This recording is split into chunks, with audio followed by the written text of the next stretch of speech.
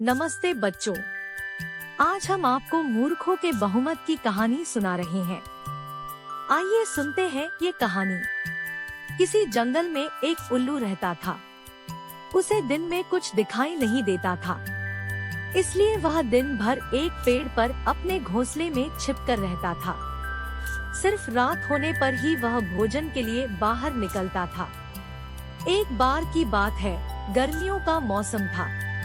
दोपहर का समय था और बहुत तेज धूप थी।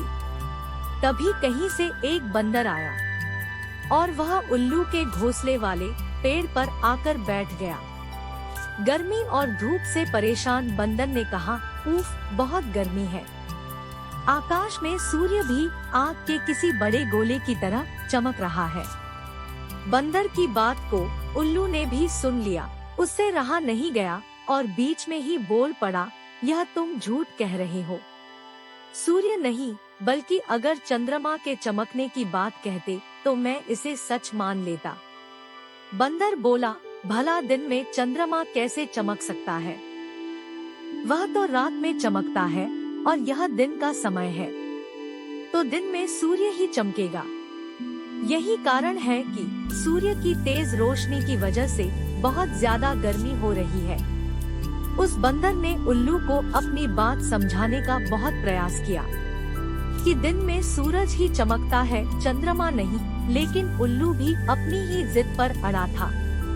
इसके बाद उल्लू ने कहा, चलो हम दोनों मेरे एक मित्र के पास चलते हैं, वही इसका निर्णय करेगा।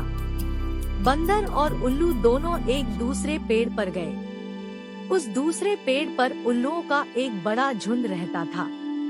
उल्लू ने सभी को बुलाया और उनसे कहा कि दिन में आकाश में सूर्य चमक रहा है या नहीं, यह तुम सब मिलकर बताओ।